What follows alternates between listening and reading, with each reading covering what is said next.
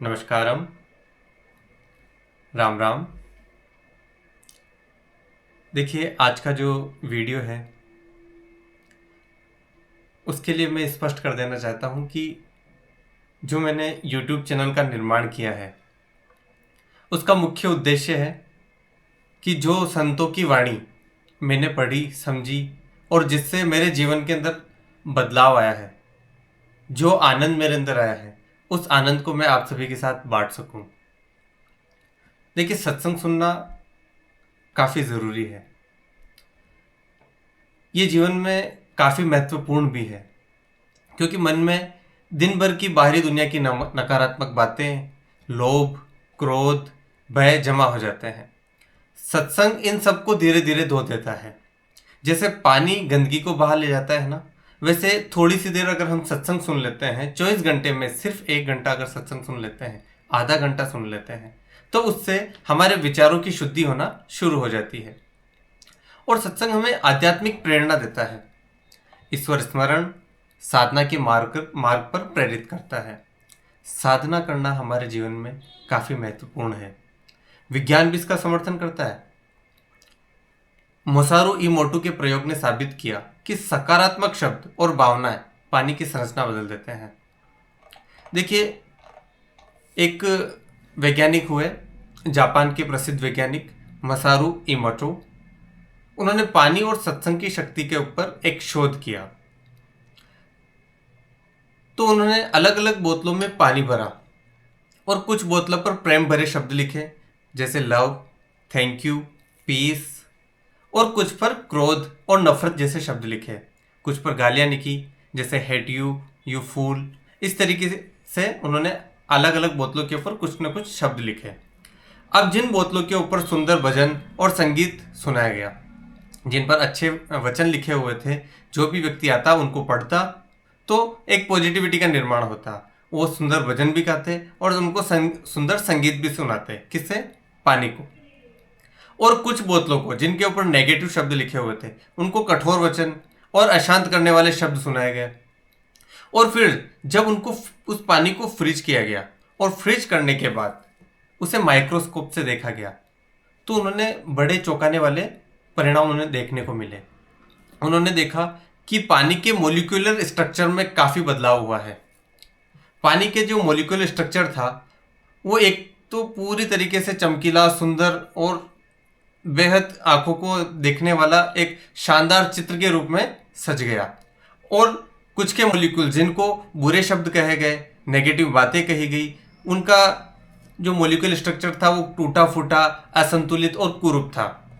इससे एक सच्चाई सामने आई कि पानी हमारे विचारों और शब्दों का असर महसूस करता है। अब सोचिए, हमारा शरीर लगभग 70% पानी है।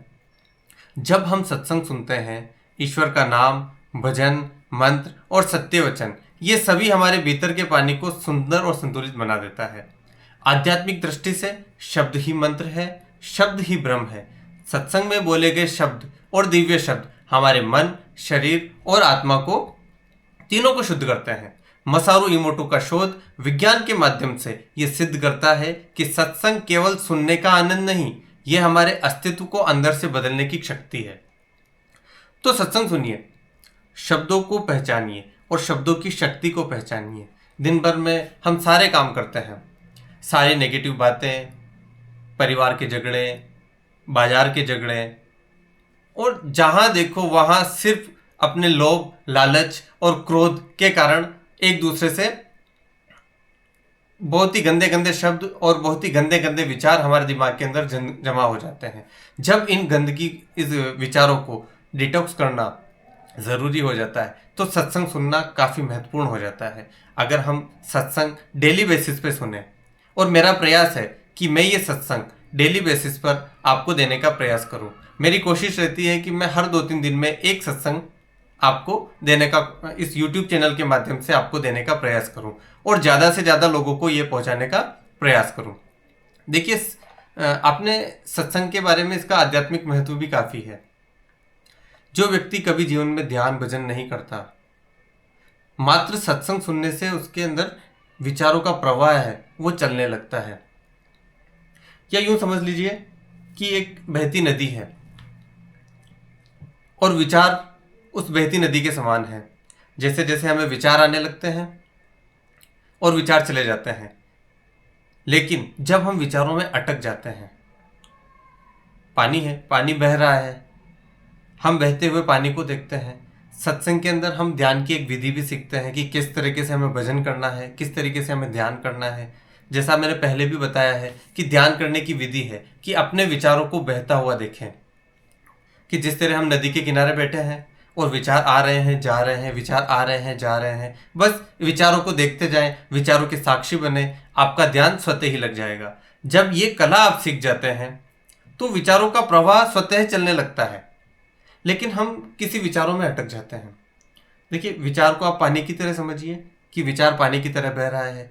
जब वो पानी जम जाता है, एक जगह रुक जाता है, जमने के बाद उसके अंदर सड़ान पैदा होती है, क्योंकि पानी का भाव बदल गया। एक तो पानी बह रहा था और एक पानी जम चुका है, फ्रीज हो चुका है, और फ्रीज होने के बाद वो सड़ने लगता है, उसमें बदबू आने लगती है, एक जगह इकट्ठे होने लगता है क्योंकि वो बह नहीं रहा है, और इकट्ठा हुआ पानी सड़ान मारने लगता है। उसी तरीके से हमारा जीवन के अंदर हम भी किन्हीं किन्हीं विचारों के अंदर अटक जाते हैं, उन विचारों से बाहर निकलना मुश्किल होता है। तो ध्यान और सत्संग एक तरह की, यूँ समझ लीजिए, एक तरह का एक ऐसा टूल है जो हमें इन विचारों से, इन दुर्भावनाओं से, इन नकारात्मक शब्दों से, इन नकारात्मक चीज़ों से, कृत्यों से, सबसे बाहर निकालने के लिए असरदायक साबित हो सकता है। देखिए, अजामिल ब्राह्मण की आपने कहानी सुनी होगी। विष्णु पुराण के अंदर ये कहानी काफ़ी प्रसिद्ध है, आप सभी लोगों ने सुनी होगी। फिर भी मैं आपको बता देता हूँ कि सत्संग में सिर्फ सभा में बैठना नहीं होता, ये ईश्वर के संग जुड़ने और समय के साथ सत्य बिताना भी होता है। भगवत महापुराण में एक अद्भुत कथा आती है अजामिल की। अजामिल युवा अवस्था में सत्यवादी, धर्मात्मा और वेदों का ज्ञानी था, लेकिन एक दिन उसकी दृष्टि एक दुराचारणी स्त्री पर पड़ी। बस यहीं से उसका पतन शुरू हो गया और बुरी संगति में पड़ गया, और धीरे धीरे पाप, छल और चोरी में लिप्त हो गया। समय बीता, वह बूढ़ा हुआ और मृत्यु का समय आ गया। यमदूत दरवाजे पर खड़े थे। अजामिल भय से कांप रहा था। उसने पुकारा, नारायण। नारायण, जो कि उसके बेटे का नाम था। उसने यह नाम ईश्वर के नाम पे लिखा। नाम का प्रभाव भी अद्भुत होता है। विष्णुदूत आए, तत्काल प्रकट हुए, यमदूतों को रोक दिया। अजामिल को एक और अवसर मिल गया। वह संतों की संगत में गया, भक्ति की, नाम जप किया और अंत में मोक्ष को प्राप्त हुआ। संदेश स्पष्ट है, बुरी संगति अच्छे को भी गिरा देती है, लेकिन सत्संग और ईश्वर का नाम गिरे हुए को भी उठा देता है। तो जीवन में सत्संग को अपनाइए और नाम का स्मरण कीजिए। संतों की वाणी मैं आपको देने का प्रयास करता हूँ। जैसे सुखराम जी महाराज की वाणी का हम अभी पाठ कर रहे हैं, उसके बाद हम रामचरण जी महाराज की वाणी का लेंगे, उसके बाद हम दादू जी को लेंगे, उसके बाद हम दरियाव जी को लेंगे। धीरे धीरे धीरे इन संतों महापुरुषों की वाणी को हम पढ़ेंगे, इनके अनुभव को हम जानेंगे, इनके अनुभव के हम साक्षी बनेंगे। जब इनके अनुभव को हम देखना सीख जाएंगे और उसे हम अपने जीवन में उतारेंगे, इस सत्संग को हम सुनेंगे, तो हमारे अंदर जो दिन भर का मेला कचरा इकट्ठा हो जाता है वो डिटॉक्स होना शुरू हो जाएगा। सत्संग आपके जीवन में अमूलचूल परिवर्तन कर देगी, ऐसा मेरा मानना है। और जितने भी लोगों के जीवन में मैं आनंद बांट सकूं, मेरी यही कामना है कि मैं सभी लोगों के जीवन में आनंद बांटूं। जो लोग मुझसे जुड़े हैं वो इसका लाभ लें और सभी लोगों तक ये सत्संग का लाभ मैं पहुंचाऊं। नमस्कारम, राम राम।